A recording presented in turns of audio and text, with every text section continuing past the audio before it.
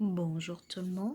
Donc aujourd'hui, c'est journée repiquage. Ça veut dire qu'on déplace, voilà, chaque plant après les semis dans un petit pot seul pour qu'il puisse continuer à grandir. Donc ici, nous avons des petits brocolis et je vais faire les marigolds, les tagettes, œillets d'Inde aussi comme nom. Généralement, ce qu'on fait, c'est qu'on prend les plus développés. On garde les plus développés et les plus petits, on s'en débarrasse. Moi, j'aime pas trop me débarrasser de mes petits bébés. Donc, aujourd'hui, ce que je vais faire, c'est que je vais déplacer les plus grands. Donc, vous voyez, hein, quand ça commence, la plante commence à avoir ses vraies feuilles. Parce qu'ici, ce ne sont pas les vraies feuilles, c'est les cotylédons. C'est les feuilles qui apparaissent quand la plante sort de la petite graine encore, en fait.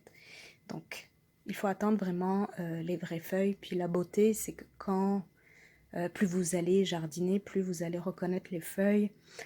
Et justement, cette semaine, je me suis aperçue qu'un petit bébé basilic s'est faufilé ici. Donc, même avant de le toucher, puis parce qu'on sent déjà le basilic au toucher. Je savais déjà que c'était un petit basilic, alors ma surprise était comment il a fait pour atterrir là. Donc peut-être, voilà, je l'ai fait tomber la journée où j'ai tout semé. Ce n'est pas si grave que ça. Donc je vais les déplacer. Avant de les déplacer, donc hein, pour repiquer, il faut mouiller le terreau. Voilà.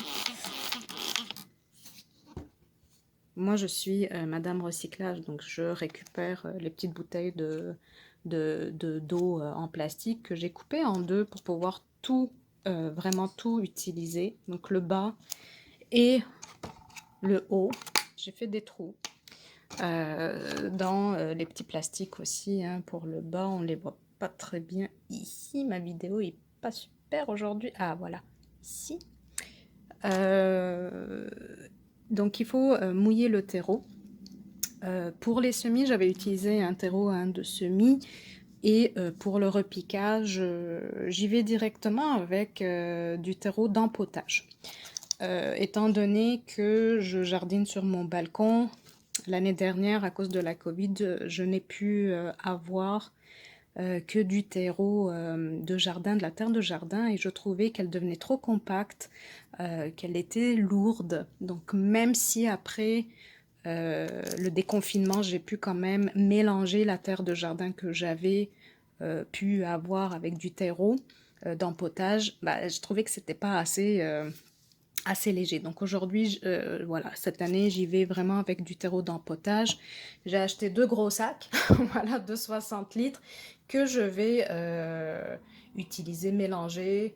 Je vais en acheter sûrement d'autres pour alléger la terre. J'aurais pu aussi rajouter de la tourbe, de sphère ou de la perlite, ou on m'avait conseillé aussi des copeaux de coco. Mais j'en ai pas trouvé, donc pour le moment c'est ce que je vais utiliser. Puis si ça change entre temps, je vous en informerai. Donc voilà, donc j'ai mouillé mon terreau pour pouvoir sortir mes petits bébés plantes sans trop choquer finalement mes racines. Dans les petits pots en plastique, j'ai mis de la terre. Évidemment, on ne compacte pas la terre, on laisse ça super léger. Et j'ai fait un trou, voilà, avec un crayon, un stylo, pour pouvoir placer délicatement la racine puis la tige de ma plante.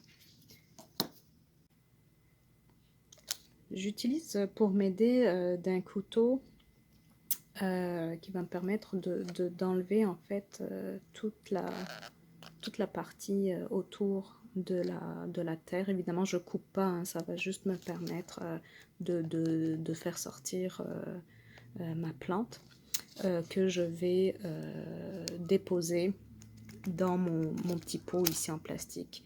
Évidemment, vous manipulez pas la plante par la tige ou par les racines. Généralement, on va venir la manipuler au niveau des feuilles. pour éviter de casser la tige qui est très fragile encore. D'ailleurs, tout à l'heure, quand j'ai transplanté mes petits bébés brocolis, j'ai cassé une feuille cotylédon sans faire exprès. D'ailleurs, peut-être mon chat l'a mangé, c'est pour ça qu'elle était là tout à l'heure, ma petite coquine. Donc, j'ai mis ma petite plante dans le trou que j'ai recouvert de terre ici. On presse un petit peu. Moi, ce que je vais faire, c'est que pour tous les pots, je vais rajouter de la terre jusqu'à à la hauteur de ma tige, la moitié ici, là, de ma tige, le plus proche des cotylédons, en fait. Et par la suite, en fait, il faut venir tasser un petit peu comme ça pour que la terre soit plus légère et couvre tout l'intérieur du pot. Voilà. Pour les prochaines vidéos, je vais essayer de trouver un main libre. Voilà, comme ça, je vais vous montrer le repiquage des tomates et des piments. Je vais sûrement faire les aubergines aujourd'hui. Je vais procéder de la même façon, hein. Donc je vais faire attention, je vais mouiller ma terre. D'ailleurs ici j'ai gardé deux petits marigolds, deux petites tagettes. Je vais voir si ça pousse un petit peu. Je ne sais pas si je vais les déplacer aujourd'hui ou pas. Pour le moment, elles vont rester là. Mon petit basilic, j'ai décidé de l'enlever. Donc peut-être ça sera mon basilic test. Je vais le mettre seul pour voir comment il grandit. Pour voir finalement la place qu'il prend.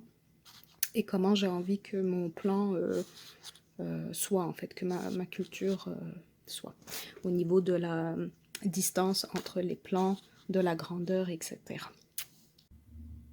Sur certains groupes Facebook ou autres, là, j'ai vu passer comme question, est-ce qu'il faut enlever les feuilles cotylédons lors du repiquage? Non, il faut les laisser parce que c'est grâce à ces feuilles-là, en fait, que votre plante, quand elle est bébé comme ça, absorbe la lumière. Donc elles vont finir par tomber toutes seules en fait quand la plante n'en aura plus besoin.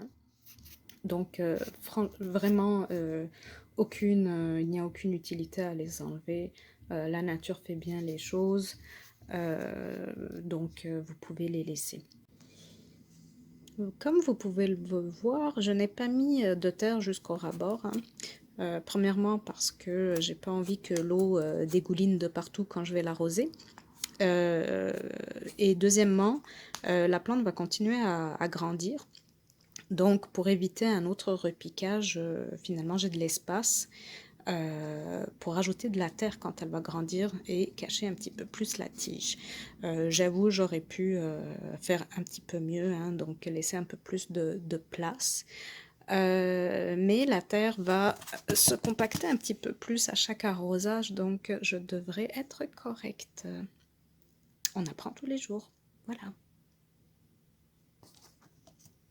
Maintenant, ce qu'il me reste à faire, c'est d'arroser. Moi, j'utilise encore, hein, quand ils sont des bébés plantes, j'aime bien utiliser mon petit vapeau. Voilà. Comme ça, je suis sûre de ne pas les noyer. Et ça me permet voilà, de contrôler aussi où je mets de l'eau.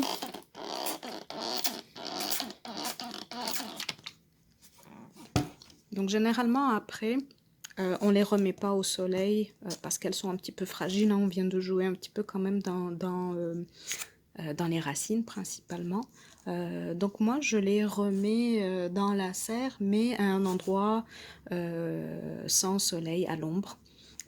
C'est pour ça habituellement j'aime bien faire mon repiquage en soirée. Parce que ça évite ce problème-là.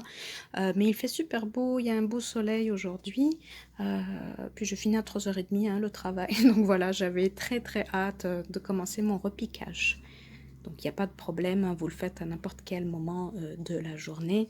L'important c'est de ne pas trop les mettre au soleil après, parce qu'elles sont un petit peu voilà, fatiguées. Et puis là, elles ont l'air correctes, là, elles ont l'air correctes, mes bibiches. Et le brocoli a l'air bien aussi. Simon n'essaye pas de le manger.